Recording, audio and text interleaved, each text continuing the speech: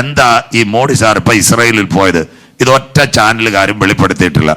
ഇപ്പൊ പലരും പറയുന്ന ഇറാനെ അടിച്ച് റഷ്യ അങ്ങ് തകർക്കുമെന്ന്. ഇറാനൊന്നും തകരത്തില്ല. ഇറാനോടൊപ്പം റഷ്യ അണിനിരക്കും. GCCയിൽ നിന്ന് അമേരിക്കയെ തുടച്ചു മാറ്റാൻ പോകുന്നു. ഇന്നത്തെ GCC 6 രാഷ്ട്രങ്ങൾ ആരുടെ കയ്യിലേക്ക് പോകുമെന്നറിയാമോ?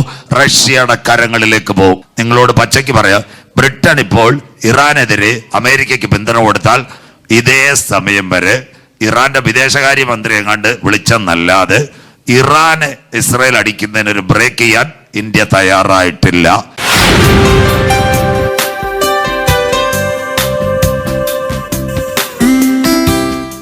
അന്ത്യകാല സംഭവങ്ങൾ 3 ചാപ്റ്ററിനകത്ത് സുവിശേഷങ്ങളിൽ ഇതുണ്ട്. 1 മത്തായി 24, 2 മർക്കോസ് 13, 3 ലൂക്കോസ് 21. 3 സുവിശേഷകന്മാരും അന്ത്യകാലത്ത്. അതിലൊരു ഭാഗമാ അമ്മാമ നിങ്ങൾക്ക് വേണ്ടി വായിച്ചത്. നിങ്ങൾ യുദ്ധങ്ങളെ കുറിച്ചും യുദ്ധശ്രുതികളെയും കുറിച്ച് കേൾക്കും, ചഞ്ചലപ്പെട്ടു പോകരുത്, അത് സംഭവിപ്പാനുള്ളത് തന്നെ. ഇവിടെയാ മശിഹായുടെ വരവിന്റെ ലക്ഷണങ്ങൾ. എല്ലാവരും കേട്ടോണം. ഈ കോവിഡ് ഇതിനൊരു തുടക്കം. ഇനി ശ്രദ്ധയോടെ ഇരിക്കണം. യുദ്ധങ്ങൾ, ബൈബിളും യുദ്ധങ്ങളിലേക്ക് വരും. 1905 ഒരു വലിയ യുദ്ധമുണ്ടായി, റൂസോ ജപ്പാൻ വാർ. അതിനകത്ത് ഈ ജപ്പാൻ എന്ന് പറയുന്ന രാഷ്ട്രം റഷ്യയെ കമത്തി അടിച്ചതാ. അത് കഴിഞ്ഞ് 1914 മുതൽ 19 വരെ 1-ാം ലോക മഹായുദ്ധം. അന്ന് ഇസ്രായേൽ ആകുന്ന അത്തിച്ചെടി കുഴിച്ചു വെക്കുന്നത് നാളെ ചിന്തിക്കും. 1939 മുതൽ 45 വരെ 2-ാം ലോക മഹായുദ്ധം. ഇസ്രായേൽ രാഷ്ട്രം രൂപീകൃതമാകുന്നു. 57 അറബ് ലീഗ് ആദ്യമായി ഇസ്രായേലിനെ ആക്രമിക്കുന്നു. അത് കഴിയുമ്പോൾ 1967 വീണ്ടും ഒരു വിഷയമുണ്ടായി. യെറുശലേമിന്റെ നേതൃത്വത്തിൽ 6 ദിന യുദ്ധം. 71 ഇന്ത്യ പാകിസ്ഥാൻ, അമേരിക്ക വിയറ്റ്നാം യുദ്ധം.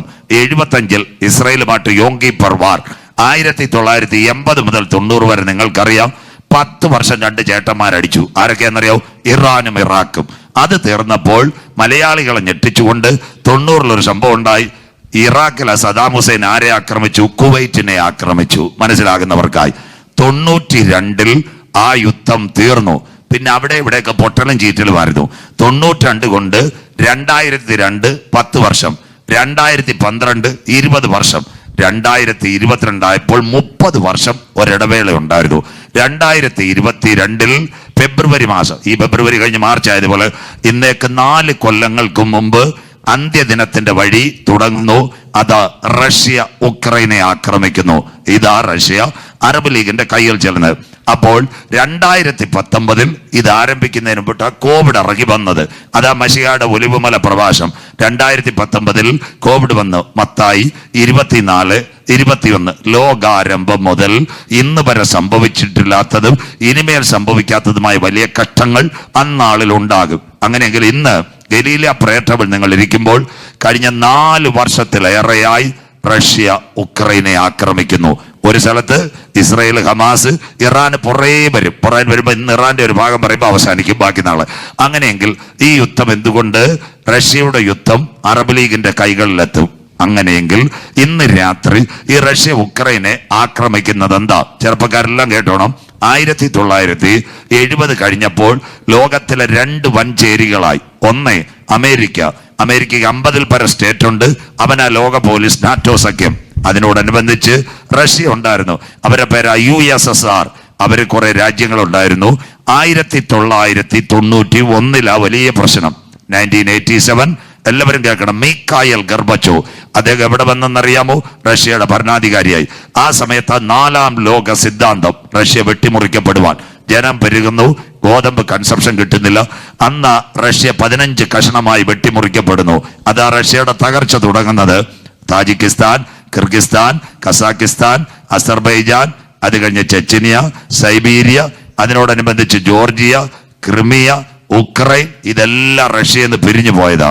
അങ്ങനെ ഇരിക്കുമ്പോൾ 91 ഈ റഷ്യ ക്രിസ്മസ് ദിനത്തിലാണ് വെട്ടിമുറിക്കപ്പെടുന്നത്. ഈ ഭാഗം പറയുമ്പോൾ ഇവിടെ നിങ്ങളൊരു കാര്യം, 87 ഇദ്ദേഹം റഷ്യയുടെ പ്രസിഡന്റ് മിഖായിൽ ഗർബച്ചോവ്, അദ്ദേഹം റഷ്യയുടെ കൊട്ടാരത്തിലേക്ക് പോകാൻ രാവിലെ വണ്ടി വരും. തിരുവനന്തപുരത്തെ മേയറിന് പോകാൻ ടയോട്ടയുടെ വണ്ടി വരുന്നത് പോലെ കൊട്ടാരത്തിൽ വണ്ടി വരുമ്പോൾ അദ്ദേഹത്തിന്റെ ഭാര്യ അവിടെ കണ്ണീരോടെ പ്രാർത്ഥിച്ചുകൊണ്ടിരിക്കാം. അവരുടെ പേരായിരുന്നു ഗർബച്ചോവിന്റെ ഭാര്യ. വളരെ നല്ലൊരു സഹോദരിയായിരുന്നു. അവരെന്താ? റൈസ ഗർബച്ചോവ്. അവര് കണ്ണീരോടെ പ്രാർത്ഥിക്കുക ബൈബിൾ എടുത്ത്. അപ്പം ആ സഹോദരിയോട് ഇദ്ദേഹം ചോദിച്ചു, നീ എന്തിനാ ഞാൻ കൊട്ടാരത്തിൽ പോകുമ്പോൾ പ്രാർത്ഥിക്കുന്നത്? അപ്പൊ ആ സഹോദരി ഭാര്യ പറഞ്ഞ ഒരു കാര്യമുണ്ട്, താങ്കൾ റഷ്യയുടെ പ്രസിഡന്റ് ആക്കിയ സ്വർഗത്തിലെ ദൈവ, അതുകൊണ്ടാണ് ഞാൻ പ്രാർത്ഥിക്കുന്നത്. അവരുടെ ആഗ്രഹം എന്തുവാ? അവർ റഷ്യൻ ഓർത്തഡോക്സിൽ വിശ്വസിക്കുന്ന ഒരു സ്ത്രീയായിരുന്നു. ഈ പ്രിയപ്പെട്ടവൻ കർത്താവായ യേശു ക്രിസ്തുവിന്റെ രക്ഷിതാവായി സ്വീകരിക്കണം. ആ സഹോദരി പ്രാർത്ഥിച്ചു. അവരുടെ കണ്ണുകൾ അടയുന്നതിന് മുമ്പ് മീക്കായേൽ ഗർഭച്ചോ കർത്താവിനെ രക്ഷിതാവായി സ്വീകരിച്ചു. അതാ മറുപടി കരമുയർത്തുന്നവർക്കായി. അതുകൊണ്ടാ ബൈബിൾ പറയുന്നത്, നിങ്ങൾ മടുത്തു പോകാതെ പ്രാർത്ഥിക്കണം. മനസ്സിലാകുന്നവർക്കായി. അവർ കലാപം ഉണ്ടാക്കിയില്ല, ഭാഷന്മാരോടോ അച്ഛന്മാരോടോ ഒന്നും പറഞ്ഞില്ല, കൂട്ടായ്മക്കാരോട് പറഞ്ഞില്ല. നിങ്ങൾ മടുത്തു പോകാതെ പ്രാർത്ഥിക്കുക. റൈസ ഗർഭച്ചോന്റെ കണ്ണുനീരിന്റെ ഫലമായി അവർ ലോകത്തിൽ നിന്ന് മാറ്റപ്പെടുന്നതിന് മുമ്പ് തന്റെ പ്രിയ ഭർത്താവ് കർത്താവിനെ രക്ഷിതാവായി സ്വീകരിച്ചു. അങ്ങനെയെങ്കിൽ എന്തുകൊണ്ട് റഷ്യ ഉക്രൈനെ ആക്രമിക്കുന്നു? ഏഷ്യാനെറ്റുകാരനും പറയത്തില്ല, മനോരമക്കാരനും പറയത്തില്ല, ഒന്നും പറയത്തില്ല. ഇവിടെ കേട്ടോണം, ബൈബിൾ വായിക്കും. 2010 മീക്കായേൽ ഗർഭച്ചോ റഷ്യയുടെ പ്രസിഡന്റായി മാറിയതിനു ശേഷം മുന്നോട്ട് ഭരണാധികാരികൾ വന്ന് വ്ളാഡിമിർ പുടിൻ. അന്ന് ഉക്രൈന്റെ ഭരണാധികാരിയുടെ പേര് വ്ളാഡിമിർ സെലൻസ്കി. അവനൊരു യഹൂദ സ്ത്രീയിൽ പിറന്നവനാ. അപ്പോൾ എന്തിനു വേണ്ടി റഷ്യ ഉക്രൈനെ ആക്രമിക്കുന്നു? ഇവിടെ ദൈവമക്കൾ ശ്രദ്ധിക്കണം. അതിൽ ഒന്നാമത്തെ കാര്യം, റഷ്യ ഉക്രൈനെ ആക്രമിക്കുന്നതിൽ 3 കാര്യമുണ്ട്. ഒന്ന്, ലോകത്തിലെ ഏറ്റവും കൂടുതൽ വെള്ളം കിട്ടുന്ന നല്ല ഒരു നദിയുണ്ട്. ആ നദിയുടെ പേര് നിപ്പർ നദി. അത് ഉക്രൈനിലാണ്. 2, ഇന്ന് റഷ്യയുടെ ആണവ നിലയം കത്തിപ്പോയി. ചൊർണോബ്, ഉക്രൈനിൽ ഒരു ആണവ നിലയമുണ്ട്. സഫ്രോഷ്യ ആണവ പ്ലാന്റ്. മൂന്നാമത്തെ സംഭവമായി റഷ്യ ഉക്രൈനെ ആക്രമിക്കുന്നത് ലോകത്തിലെ ഏറ്റവും കൂടുതൽ ഗോതമ്പ് റഷ്യയില, ഇന്ത്യയിലൊന്നുമല്ല. 2ാം സ്ഥാനം ആരകയില, ഉക്രൈനില. ഗോതമ്പിന്റെ പാടവും കൂടെ കിട്ടിക്കഴിഞ്ഞാൽ അവന് നല്ലതുപോലെ ഭരിക്കാം. അതിനു വേണ്ടിയ ആഴ്ച കൊണ്ട് പിടിച്ചടക്കാന്ന് പറഞ്ഞ് തുടങ്ങിയതാ. 4 വർഷവും ഏകദേശം ഇപ്പൊ നിങ്ങൾ ഇരിക്കുമ്പോൾ 1 മാസവും കഴിഞ്ഞു. ഇത് അവസാനിക്കത്തില്ല. അങ്ങനെയെങ്കിൽ അറബ് ലീഗിന്റെ കൈകളിലേക്ക് റഷ്യ വീഴാനുള്ള ഒരു ചാല ഇതിനകത്ത് വന്നിരിക്കുന്നത്. അങ്ങനെയെങ്കിൽ ഇസ്രയേലിനെ റഷ്യ ആക്രമിക്കോ? ഇതാണ് ഇന്നത്തെ ഇറാൻ പ്രശ്നം. പോയി GCCയിൽ നിന്ന് അമേരിക്കയെ തുടച്ചു മാറ്റാൻ പോകുന്നു. ഭാഗങ്ങൾ പുറകെ വായിക്കും. എസെക്കേൽ പ്രവചനം 39-ാം അധ്യായം 1-2 വാക്യങ്ങൾ വായിക്കാം. ഇവിടം തൊട്ട് അമ്മാമ വായിച്ച് സഹായിച്ചോട്ടെ. എസെക്കേൽ 39:1-2 വാക്യങ്ങൾ വായിക്കാം. ഗോഗിനെ കുറിച്ച് പ്രവചിച്ച് പറയേണ്ടത് ഈ ഗോഗാര. അടുത്ത വാക്ക് അമ്മാമ വായിച്ചോട്ടെ, മൈക്ക് കൂടെ വായിച്ചു. യഹോവയായ കർത്താവ് ഇപ്രകാരം അരുളി ചെയ്യുന്നു. രോഷ് വായിച്ചോ. രോഷ് റഷ്യ, ടൂബൽ ടുബാസ്കോ, മേശക് മോസ്കോ എന്നിവയുടെ പ്രഭുവായ ഗോഗെ, നിനക്ക് വിരോധമായിരിക്കുന്നു. അമ്മാമ അവിടെ ഒരു ഫുൾ സ്റ്റോപ്പ് ഇടണം. ആരായി ഗോഗ്, ആരായി മാഗോഗ്? ഇവര് 3 പേരാ ലോകരാഷ്ട്രങ്ങൾ. ഇപ്പൊ അവർ തെളിഞ്ഞു വരുന്നുണ്ട്. ഈ മാഗോഗ് ഗോഗ് ആര്? ഒരു വാക്ക് അമ്മാമ ഇങ്ങോട്ട് പറയണം. ഉൽപ്പത്തി പുസ്തകം 10:2. ഇത് പറഞ്ഞെങ്കിലേ നിങ്ങൾക്ക് അറിയാവൂ, അല്ലാതെ ഞാൻ വേഗം പറഞ്ഞോട്ട് കാര്യമില്ല. ഉൽപ്പത്തി 10:2 നോഹയുടെ കുഞ്ഞുങ്ങൾ വായിക്കാം. ഉൽപ്പത്തി 10:2 ശേം, ഹാം, യാഫേത്ത്. യാഫേത്തിന്റെ പുത്രന്മാർ ക്ലിയർ അമ്മാമ വായിക്കാൻ നോക്കിക്കോളെ. യാഫേത്തിന്റെ പുത്രന്മാർ ഗോമർ, മാഗോഗ്, മാദായി, യാവാൻ, തൂബൽ, മേശക്, തീരസ്. മതി. കണ്ടോ, ഈ മാഗോഗ യവന്മാര് 3 പേരും ഇതിനകത്ത് വരും. അതിലൊന്നാ ചൈന, 2 കൊറിയ, 3 റഷ്യ. മാഗോഗിൽ നിന്ന് തിരിച്ചിറങ്ങിയ വ്യക്തിയാ ഗോഗ്. അങ്ങനെ ഈ റഷ്യ ഗോഗിന്റെ 3 പട്ടണങ്ങള് ആദ്യം വായിച്ച് ഇതാ കിടക്കുന്നു. അത് 1 രോഷ് ഇന്നത്തെ റഷ്യ, 2 മേശക് മോസ്കോ, 3 ട്രൂബൽ ടുബാസ്കോ. അമ്മാമ ഇനി എസെക്കേൽ 39:1-2 വരണം. ഈ കമ്മ്യൂണിസ്റ്റ് രാഷ്ട്രം വെട്ടിമുറിക്കപ്പെടുമോ? 2650 കൊല്ലം മുമ്പ് കേബാർ നദീതീരത്തിരുന്ന് എസെക്കേലിനോട് സ്വർഗം പറഞ്ഞു. 39:1-2. ഇനി തുടക്കം വായിച്ചു. നീയോ മനുഷ്യപുത്ര, ഗോഗിനെ കുറിച്ച് പ്രവചിച്ച് പറയേണ്ടത്, ഇന്നത്തെ കമ്മ്യൂണിസ്റ്റ് റഷ്യയെ കുറിച്ച് പ്രവചിച്ച് പറയേണ്ടത്, യഹോവയായ കർത്താവ് ഇപ്രകാരം അരുളി ചെയ്യുന്നു. ഞങ്ങൾ ആരുമല്ല, യഹോവയായ കർത്താവ് ഇപ്രകാരം അരുളി ചെയ്യുന്നു. Rosh Russia, Meshach, Moscow, Tubal, ടുബാസ്കോ എന്നിവയുടെ പ്രഭുവായ ഈ പട്ടണങ്ങളുടെ ഇന്നത്തെ തലവനായ റഷ്യയെ ഗോഗെ, ഞാൻ നിനക്ക് വിരോധമായിരിക്കുന്നു. 4-ൽ പരം വർഷമായിട്ട് ഒരു ഉക്രൈനെ അടിച്ചുകൊണ്ടിരിക്കുക. ലോകരാജ്യങ്ങൾ പലരും റഷ്യക്കെതിരെ നിൽക്കുക. അവൻ തകർന്നുകൊണ്ട് നിൽക്കുക. അടുത്ത വാക്ക് വായിക്കാം. ഞാൻ നിന്നെ വഴിതെറ്റിച്ച് നിന്നിൽ 6-1 ശേഷിപ്പിച്ച്. അവിടെ നിൽക്കട്ടെ. നിന്റെ കൂട്ടത്തിൽ നിന്ന് 6ാമത്തെ രാജ്യം കൂടെ ഞാൻ കൊണ്ടുപോകും. അമ്മാമ ഇവിടെ നിർത്തണം. 6-1 ശേഷിപ്പിച്ച് 6ാമത്തെ രാജ്യം Tajikistan, Kyrgyzstan, Kazakhstan, Turkmenistan, Azerbaijan, 6 Ukraine. അപ്പൊ കമ്മ്യൂണിസ്റ്റ് റഷ്യ വെട്ടിമുറിക്കപ്പെടുമെന്ന് സഖാവ് പിണറായിക്ക് അറിയത്തില്ല, അല്ലെങ്കിൽ കോടിയേരിക്ക് അറിയത്തില്ല, ഇവിടുത്തെ കടകംപള്ളിച്ചേട്ടൻ അറിയത്തില്ല, MA ബേബിക്ക് അറിയത്തില്ല, നമ്മുടെ മുഖ്യമന്ത്രി പിണറായി വിജയനും അറിയത്തില്ല. എന്നാൽ ഞങ്ങളുടെ ബൈബിളിനകത്ത് 2600 കൊല്ലം മുമ്പ് പ്രവചനം എഴുതി നിന്നെ 6 രാജ്യങ്ങളിൽ കൂടി കടത്തും. ഇന്ന് രാത്രി ഇതാ ഞങ്ങളുടെ സന്തോഷം. കുഞ്ഞുങ്ങളെ, പ്രസംഗിക്കുന്നവൻ മാറും, പ്രവാചകൻ വീഴും, ഉപദേശി തളരും. എന്നാൽ കരങ്ങളിലിരിക്കുന്ന ബൈബിളിന് യാതൊരു മാറ്റവുമില്ല. മനസ്സിലാകുന്നവർക്കായി ഈ വഴിയാണ് ഈ ഉക്രൈൻ പ്രശ്നമാ ഇസ്രയേൽ പർവ്വതത്തിലേക്ക് എത്തുന്നത്. അന്യമ്മ വായിക്കുക അടുത്ത വാക്ക്. നിന്നെ വടക്കേ അറ്റത്തു നിന്ന് പുറപ്പെടുവിച്ച്, വടക്കേ അറ്റ സൈബീരിയയിൽ നിന്ന് പുറപ്പെടുവിച്ച് ഇസ്രായേൽ പർവ്വതങ്ങളിൽ വരുത്തും. ഇതാ കിടക്കുന്ന ഇതാ ഈ ഉക്രൈൻ യുദ്ധം ഇവിടെ നിൽക്കുമ്പോൾ തന്നെ ഇന്നത്തെ GCC 6 രാഷ്ട്രങ്ങൾ ആരുടെ കയ്യിലേക്ക് പോകുമെന്നറിയാമോ? റഷ്യയുടെ കരങ്ങളിലേക്ക് പോകും. ബാക്കി നിങ്ങൾ കേട്ടോണം ഓരോ ഭാഗമായിട്ട്. അപ്പൊ ലോകം 2 ചേരിയിൽ വരുമോ? ഇറാനോടൊപ്പം റഷ്യ അണിനിരക്കും. അതിനൊക്കെ സമയമുണ്ട്.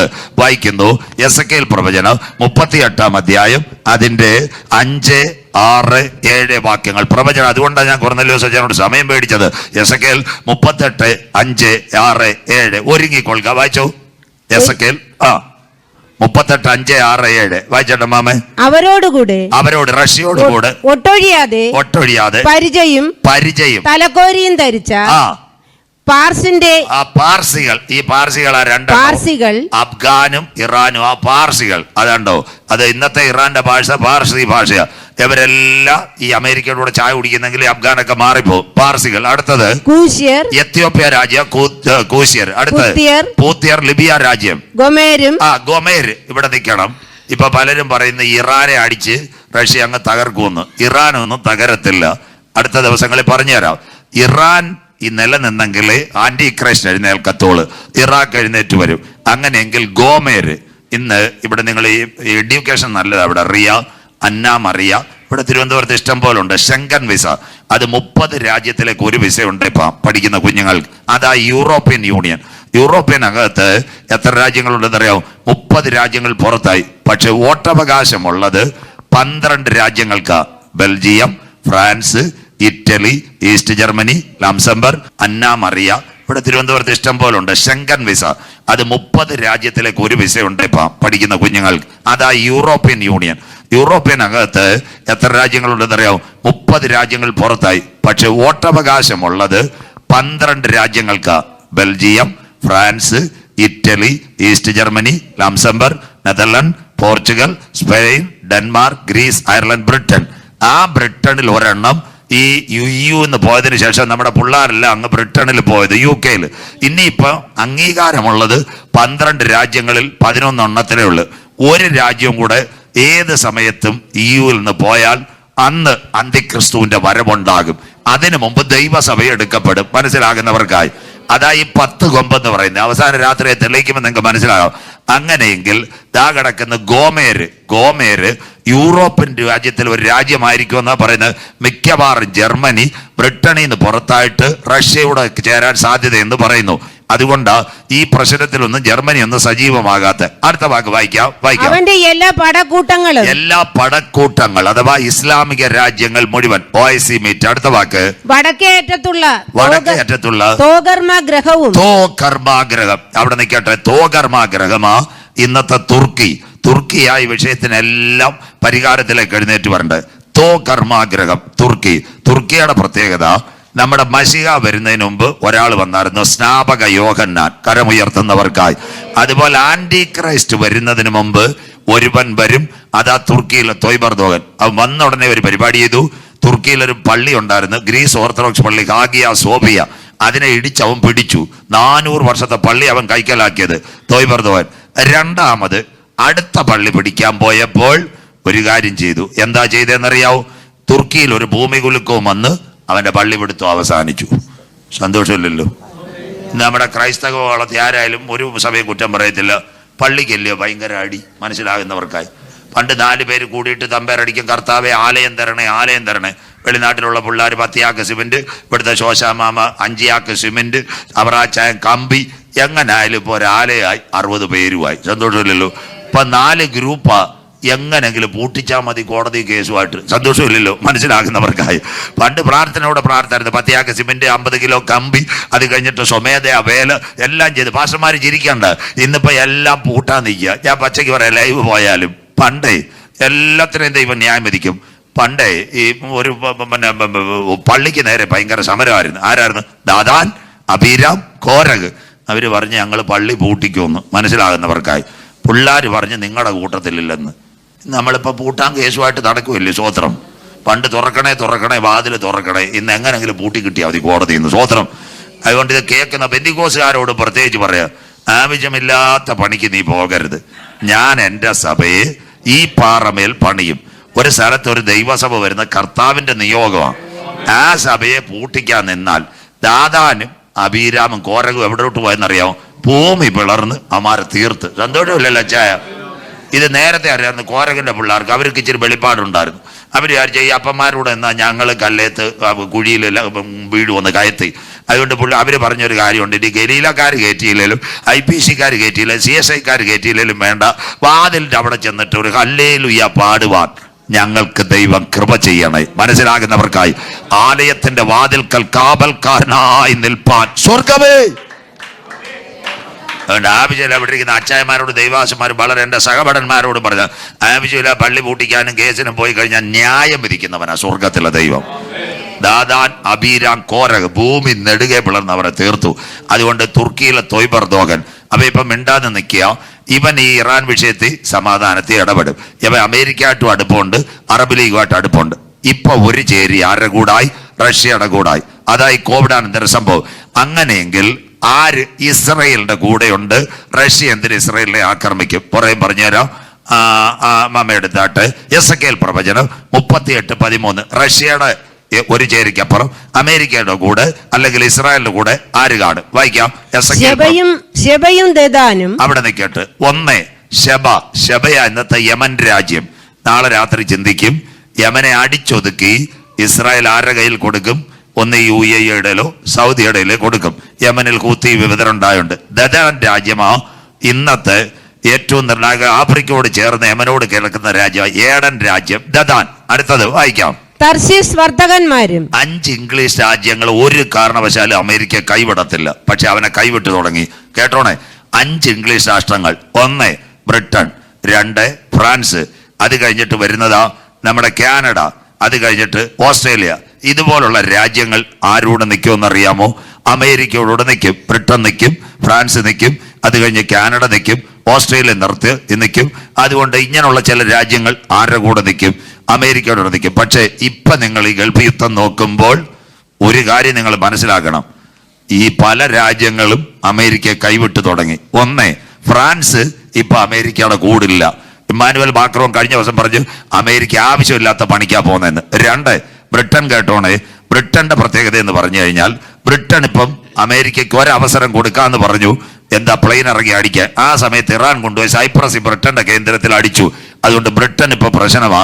നിങ്ങളോട് പച്ചയ്ക്ക് പറയാം, ബ്രിട്ടൻ ഇപ്പോൾ ഇറാനെതിരെ അമേരിക്കയ്ക്ക് പിന്തുണ കൊടുത്താൽ ബ്രിട്ടനിൽ നിങ്ങളുടെ കുഞ്ഞുങ്ങൾ UK കാണും, മാഞ്ചസ്റ്ററോ ലിവർപൂളോ ലൈറ്റണോ. ഞാൻ അവിടെ പോയിട്ടില്ല. അന്ന് അവിടെ ജനം റോഡിൽ ഇറങ്ങും. ബിജു പാസ്റ്ററെ, ബ്രിട്ടനൊക്കെ വേറെ കൈകളിലായിപ്പോയി. അതുകൊണ്ട് ബ്രിട്ടൻ കൊടുക്കത്തില്ല. ഇനിയിപ്പോ ആകെ അമേരിക്കയ്ക്ക് ഇസ്രായേലിന് സപ്പോർട്ടായിട്ട് വരുന്ന 1 കാനഡയുണ്ട്, 2 ഓസ്ട്രേലിയ ഉണ്ട്. അതൊക്കെ ഒരു കാലത്തുണ്ടായിരുന്നു, മാറും. തർശീഷ് വർത്തകങ്ങൾ. അത് കഴിഞ്ഞിട്ട് അടുത്ത വാക്ക് വായിക്കാം. സകല ബാലസിംഹങ്ങളും. ഈ ബാലസിംഹങ്ങൾ ബിസിനസ്സിനകത്ത് മുന്നോട്ട് വന്ന സിംഹങ്ങളാ ബാലസിംഹങ്ങൾ. 3 ബിസിനസ്സുകാരാ ഇന്ന് ലോകത്തിലുള്ളത്. അതിലൊന്ന് ചൈന റഷ്യയെ വിട്ട് നിൽക്കത്തില്ല. അത് കഴിഞ്ഞ് 2 ബിസിനസ്സുകാർ ഇപ്പോൾ ഉണ്ട്. അതിലൊന്ന് നമ്മുടെ ജപ്പാൻ, അത് ഇസ്രായേലിൻ്റെ കൂടെ. പിന്നെന്ന് പറഞ്ഞാൽ ഇന്ത്യ. ഇതേ സമയം വരെ ഇന്ന് നിങ്ങൾ ഇവിടെ ഇരിക്കുക, ഇതേ സമയം വരെ ഇറാന്റെ വിദേശകാര്യമന്ത്രി എങ്ങാണ്ട് വിളിച്ചെന്നല്ലാതെ ഇറാന് ഇസ്രായേൽ അടിക്കുന്നതിനൊരു ബ്രേക്ക് ചെയ്യാൻ ഇന്ത്യ തയ്യാറായിട്ടില്ല. മനസ്സിലാകുന്നവർക്കായി. മൗനസമ്മതം ഇസ്രായേലിനോട്. അതിന്റെ ഒരു പ്രത്യേകത നിങ്ങൾ പറയാം. അത്തി തളർത്തു, കൊമ്പിളതായി, വേനലെടുത്തു. ഈ 2017 ഇന്ത്യയുടെ പ്രധാനമന്ത്രി മോഡി സാർ ഇവിടെ ഇസ്രായേലിൽ പോകുന്നത്. ഇപ്പൊ 2026 9ാം വർഷത്തിലും ഇസ്രായേലിൽ പോയി. എന്താ ഈ മോഡി സാർ ഇപ്പൊ ഇസ്രായേലിൽ പോയത്? ഇതൊറ്റ ചാനലുകാരും വെളിപ്പെടുത്തിയിട്ടില്ല. നിങ്ങളോടൊരു കാര്യം പറയാം. ഇന്ന് ലോകത്തിലെ ഏറ്റവും വലിയ ധനവാന്മാരാരാണെന്നറിയാമോ? യഹൂദന്മാരാ. അമേരിക്കയില് ഈ ദിവസങ്ങളിൽ അമേരിക്കയുടെ ടാക്സ് 50% എക്സ്പോർട്ട് ഇമ്പോർട്ട്. അപ്പൊ യഹൂദന്മാർ ഇനി അമേരിക്കയിൽ അധികം സമ്പത്ത് മുടക്കാൻ സാധ്യതയില്ല. ഗൾഫ് രാജ്യം അവർക്കൊരു സുരക്ഷിതമില്ല. അതുകൊണ്ട് 30 കമ്പനികളുമായിട്ട് സ്റ്റാർട്ടപ്പ് ഒപ്പിടാനാ ഇന്ത്യയുടെ പ്രധാനമന്ത്രി ഇസ്രായേലിൽ പോയത്. 30 കമ്പനികളുമായിട്ട്. നമ്മുടെ പ്രധാനമന്ത്രിക്ക് പോയി നമ്മുടെ ഒരു ഉദ്ഘാടനം നടക്കുന്ന പോലെ ഒപ്പിട്ട് വരാറുണ്ട്. 2 ദിവസം അദ്ദേഹം അവിടെ സ്റ്റേ ചെയ്തു 30 കമ്പനികളുമായിട്ട്. നിങ്ങൾ കാണാൻ പോകുന്ന കാഴ്ച, ഈ പ്രഭാഷണം തീർന്നാലും ലൈവ് തീർന്നാലും, യഹൂദന്റെ വ്യവസായം നോർത്ത് ഇന്ത്യയിലേക്ക്, ഉത്തർപ്രദേശ്, മധ്യപ്രദേശ്, അതുപോലെ ഛത്തീസ്ഗഡ്, ഇവിടത്തേക്കെല്ലാം കൃഷി യഹൂദന്റെ വരാൻ പോകുന്നു. ഇസ്രായേലിന്റെ IDF എന്ന് പറയുന്ന ഇസ്രായേൽ ഡിഫൻസാ. അവര് പറയുന്നു ഡ്രോണുകള്, ഹെലികോപ്റ്ററുകള്, ഈ സംഭവങ്ങൾ മുഴുവൻ എവിടത്തേക്ക് കൊണ്ടുവരാൻ പോകുന്നു? ഇന്ത്യയിലേക്ക് കൊണ്ടുവരാൻ പോകുന്നു. അവര് നല്ല ബുദ്ധിയുള്ളതായ യഹൂദന്മാർ. എന്താന്ന് വെച്ചാൽ അമേരിക്ക ടാക്സ് കൂടി, ഫ്രാൻസിലൊക്കെ ഡോളർ കൊടുക്കണം, ഇന്ത്യയിലാകുമ്പോൾ ഇന്ത്യൻ രൂപ കൊടുത്താൽ മതി, അവരെ ബിസിനസ് ഡെവലപ്പ് ആവും. അതിനു വേണ്ടി യഹൂദൻ ക്ഷണിച്ചിട്ടാ ആര് ചെന്നേന്നറിയാമോ? നമ്മുടെ പ്രധാനമന്ത്രി കഴിഞ്ഞ ദിവസങ്ങളിൽ എവിടെ ചെന്നു? ഇസ്രായേലിൽ ചെന്നു. ഇവിടെ വചനം പഠിക്കുന്നവർ മനസ്സിലാക്കണം. ഒരു കാര്യം കൂടെ പറഞ്ഞുതരാം. യഹൂദനല്ലാത്ത എല്ലാവരെയും അവർ വിളിക്കുന്ന ജാതികളെന്ന. കര ഉയരുന്നില്ലല്ലോ യഹൂദനല്ലാത്ത. ആ സമയം നമ്മുടെ പ്രധാനമന്ത്രി എവിടെ ചെന്നെന്നറിയാവൂ? അവിടെ പാർലമെന്റ് ചെന്നു. മോഡി സാർ അവിടെ ചെന്നിട്ട് പ്രസംഗിച്ചപ്പോൾ അദ്ദേഹത്തിന് അവരുടെ പാർലമെന്റിന്റെ പേര് നെസറ്റ്. അവിടെ ആദ്യമായിട്ട് ഒരു ഇന്ത്യൻ പ്രധാനമന്ത്രി ഇന്ന് പ്രസംഗിക്കുന്നത്. അപ്പൊ ബൈബിള് ശരിയാകില്ലോ? അത്തി തളിർത്തു, കൊമ്പിളതായി, വേനലടുത്തു. പക്ഷേ ഈ ഇസ്രായേലിനെ വിട്ട് ഇന്ത്യ പറയത്തുമില്ല ഇതുവരെ. ഇനി ഭരണമാറ്റം ഉണ്ടാകുമ്പോൾ നാളത്തെ കാര്യം ഞാൻ പിന്നെയുള്ള കാര്യം പറഞ്ഞുതരാം. അങ്ങനെയെങ്കിൽ ഇത്രയും രാജ്യങ്ങൾ ഇപ്പൊ ഇസ്രായേലിന്റെ കൂടെയുണ്ട്. അമേരിക്കയുണ്ട്, മൗനസമ്മതത്തിൽ ഇന്ത്യയുണ്ട്, ഫ്രാൻസും ബ്രിട്ടനും ഡയറക്റ്റ് ഇടപെടുന്നില്ല. പക്ഷെ കാനഡ, ഓസ്ട്രേലിയ എല്ലാം ഇവർക്ക് പിന്തുണ പ്രഖ്യാപിച്ചിട്ടുണ്ട്. അതുകൊണ്ട് അടുത്തത് റഷ്യ എന്തിനു വേണ്ടി ഇസ്രായേലിനെ ആക്രമിക്കും? ഇന്ന് സാമ്പത്തികമായിട്ട് തകരുന്നു. അടുത്ത വാക്ക് വായിച്ചേട്ടൻ മാമേ. നീ കവർച്ച ഇടുവാനോ? നിന്നോട് നീ കൊള്ളയിടുവാനോ വന്നത് കവർച്ച ചെയ്യുവാനും വെള്ളിയും പൊന്നും എടുത്തുകൊണ്ട് പോകുവാനോ കന്നുകാലികളെയും ധനത്തെയും അപഹരിപ്പാനും വലിയ കൊള്ള നടത്തുവാനും ആകുന്നുവോ? മതി. ഇതാ റഷ്യ ഇസ്രായേലിനകത്ത് ഏറ്റവും വലിയ കൊള്ള നടത്തും. ഇവിടെ നിങ്ങൾ മനസ്സിലാക്കണം, ഇന്നത്തെ റഷ്യയുടെ സാമ്പത്തിക രംഗം തകർന്നു. അവിടെ MBBS അഡ്മിഷൻ ഇല്ല. ഉക്രൈനിൽ പോയ പിള്ളേരെല്ലാം പോരുന്നു. ഇപ്പൊ ആകെ ജോർജിയ മാത്രമേ ഉള്ളൂ ഇച്ചിരി ഡെവലപ്പ്. റഷ്യയിലെ കമ്പനികളെല്ലാം പൂട്ടി. IFC കോഡ് അവർ കട്ട് ചെയ്തു. റഷ്യക്കാർ അമേരിക്ക ബാങ്കിൽ കൊണ്ടിരുന്ന ഡോളറിൽ അവർ ഫ്രീസ് ചെയ്തു. ഇന്ന് റഷ്യ കുഴങ്ങിക്കൊണ്ടിരിക്കുക. റഷ്യയുടെ പണം ഉണ്ടായിരുന്നെന്നുണ്ടെങ്കിൽ ഇന്ന് അവൻ ഇറാന്റെ പിൻപിൽ അണിനിരന്നേനെ. അതുകൊണ്ട് അവൻ അണിനിരക്കാത്തത് കൊണ്ട് എന്തുകൊണ്ട് റഷ്യ ഉക്രൈനെ ഈ സമയത്ത് ആക്രമിച്ച് അവസാനിപ്പിക്കുന്നില്ല? ഇത് അറബ് രാജ്യങ്ങൾ അവന്റെ കയ്യിൽ വരണം. അറബ് രാജ്യം കയ്യിൽ വരണമെങ്കിൽ റഷ്യ ഇസ്രായേലിന് കണ്ണുവെക്കണം. ആ കണ്ണുവെക്കുന്നതിന് ആദ്യമായിട്ട് എന്തുണ്ട് ഇസ്രായേലിൽ റഷ്യക്ക് കൈവശമാക്കാൻ? ഇവിടെ ചെറുപ്പക്കാരെല്ലാം കേൾക്കണം, ഇതൊരു മതത്തിന്റെ ആക്രമണമല്ല. തകരുന്ന റഷ്യ നന്നാവാൻ അവസാന പിടിവള്ളിക്ക് ഇസ്രായേലിനെ ആക്രമിക്കും. അറബ് രാജ്യങ്ങൾ കൂടെ നിൽക്കും. അടുത്ത വാക്യം വായിക്കുമ്പോൾ പറഞ്ഞുതരാം. അങ്ങനെയെങ്കിൽ ഇന്ന് ഈ ഇസ്രായേലിന്റെ പ്രത്യേകത, ഒന്ന്, ചാവുകടൽ എന്ന് പറയുന്ന ഒരു കടലുണ്ട്. ആ കടലിനകത്ത് ധാതുലവണങ്ങൾ കിടപ്പുണ്ട്. ലോത്തിന്റെ കാലത്ത് തീ ഇറങ്ങിയതാ. മഗ്നീഷ്യം ഉണ്ടെന്ന് പറയുന്നു, പ്രൊട്ടറ്റീനിയം ഉണ്ടെന്ന് പറയുന്നു, തോറിയം ഉണ്ടെന്ന് പറയുന്നു, അതുപോലെ ലിഥിയത്തിന്റെ അംശം ഉണ്ടെന്ന് പറയുന്നു. അത് കിട്ടിയാൽ റഷ്യക്ക് രക്ഷപ്പെടാം. 2, ലോകത്തിൽ ഏറ്റവും കൂടുതൽ ഗ്യാസ് LNG അഥവാ ഇന്ന് ഖത്തറിലാ ഗ്യാസ് ഉള്ളത്. അതിന്റെ മണ്ടയ്ക്കും ആരടിച്ചു? ഇറാൻ അടിച്ചു. അങ്ങനെയെങ്കിൽ ആ ഇസ്രയേലിന്റെ ഒരു പർവ്വതമുണ്ട്, ദിമോണ, അതൊരു ജില്ലയാ. അതിനകത്ത് ഭൂമിക്കടിയിൽ ഗ്യാസ് ഉണ്ടെന്ന് പറയുന്നു. 3-ാമത്തെ കാര്യം, ലോകത്തിൽ എണ്ണ 2 എണ്ണക്കിണറെ ഇസ്രയേൽ തുറന്നിട്ടുള്ളു. യാഫായിൽ, അതിന്റെ പേരാ ലവ്യാദാൻ താമാർ. അങ്ങനെയെങ്കിൽ കടലിനടിയിൽ എണ്ണ കിടക്കുന്ന ഒരു സ്ഥലമുണ്ട് ഇസ്രയേലിനകത്ത്. അപ്പൊ കടലിനടിയിൽ എണ്ണ കിട്ടുമോ? യാക്കോബ് മക്കളെ അനുഗ്രഹിച്ചപ്പോൾ ഇങ്ങനെ ഒരു കാര്യവും പറഞ്ഞു. വായിക്കാം. ആവർത്തന പുസ്തകം 33:24 വാക്യം. ആവർത്തനം 33:24 ആശേരിനെ കുറിച്ച് അവൻ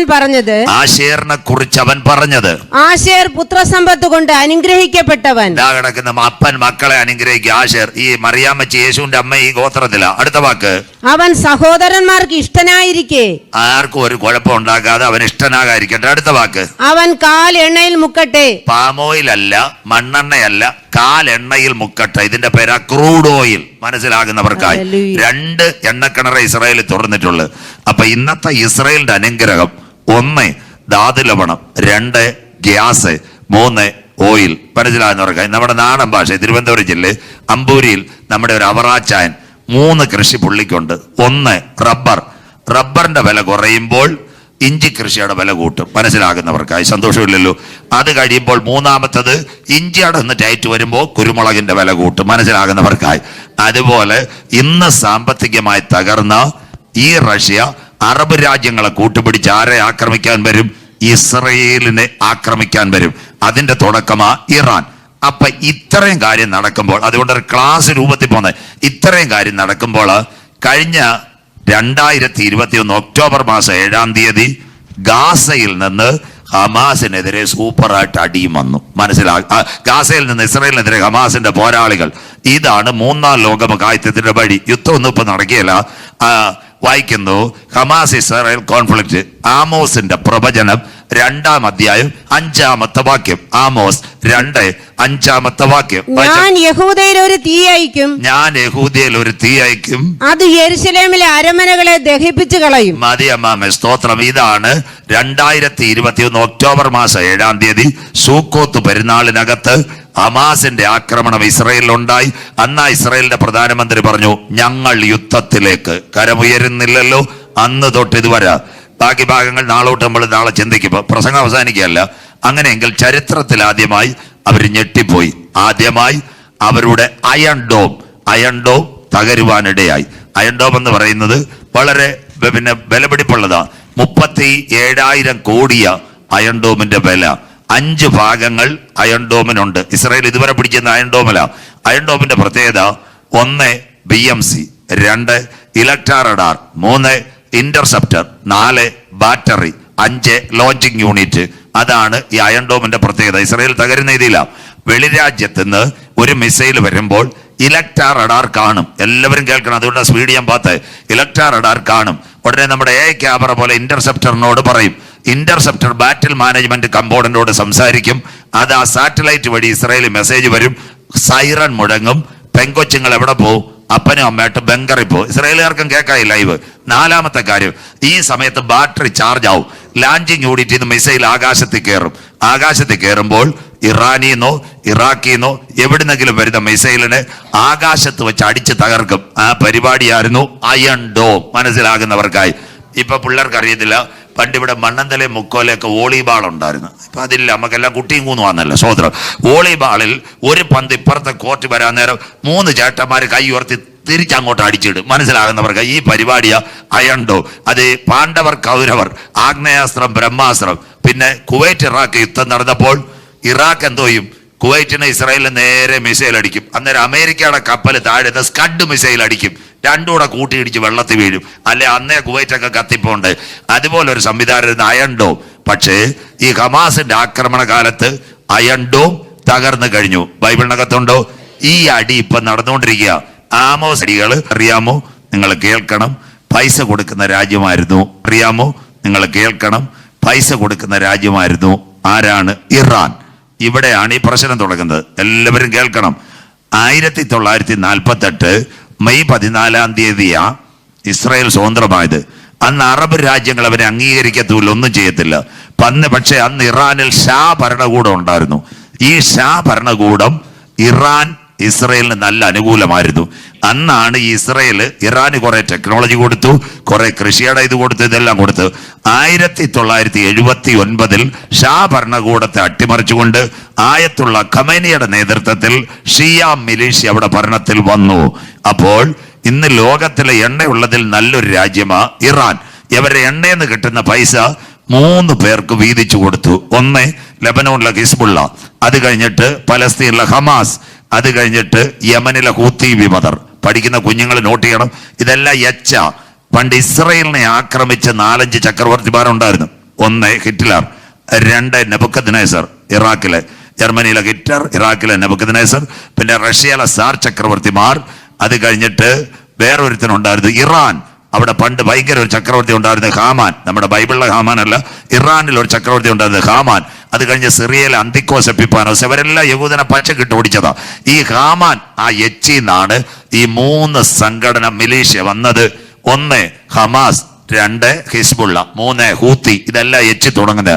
എവരെ ഫണ്ട് ആരാ കൊടുക്കുന്നതെന്ന് അറിയാമോ? എവരെ ഫണ്ട് കൊടുക്കുന്ന ഇറാനാ. അതുകൊണ്ടാ ഇറാനുമായിട്ട് നേരത്തെ തന്നെ ഇസ്രയേൽ പ്രശ്നമായിട്ട് വന്നത്. 2021 ഒക്ടോബർ മാസം 7-ാം തീയതി ഇറാൻ അടിച്ചപ്പോൾ ഇസ്രയേൽ പറഞ്ഞു, ഇതിനകത്തുള്ള കരങ്ങളെല്ലാം ഞങ്ങൾക്കറിയാം, പെരിയ അടിക്കും. 1 ഗാസനെ അടിച്ചു, 2 ലെബനോനെ അടിച്ചു, 3 സിറിയയെ അടിച്ചു, 4 ഇറാനെ അടിച്ചു. കഴിഞ്ഞ വർഷം തന്നെ അവന്മാർ ഖത്തറിനെ അടിച്ചു ഇസ്രായേൽ. മനസ്സിലാകുന്നവർക്ക് ഇന്നത്തെ ഖത്തറിന്. അപ്പൊ യേശു പറഞ്ഞ പ്രവചനങ്ങൾ ഏകദേശം നിവർത്തിയാകുന്നു. യുദ്ധങ്ങളെക്കുറിച്ചും യുദ്ധശ്രുതികളെയും കുറിച്ച് നിങ്ങൾ കേൾക്കും. ചഞ്ചലപ്പെട്ടു പോകരുത്. അത് സംഭവിക്കാനുള്ളത് തന്നെ. ജാതി ജാതിയോടും രാജ്യം രാജ്യത്തോടും എതിർക്കും. ക്ഷാമവും ഭൂകമ്പവും അവിടെ ഉണ്ടാകും.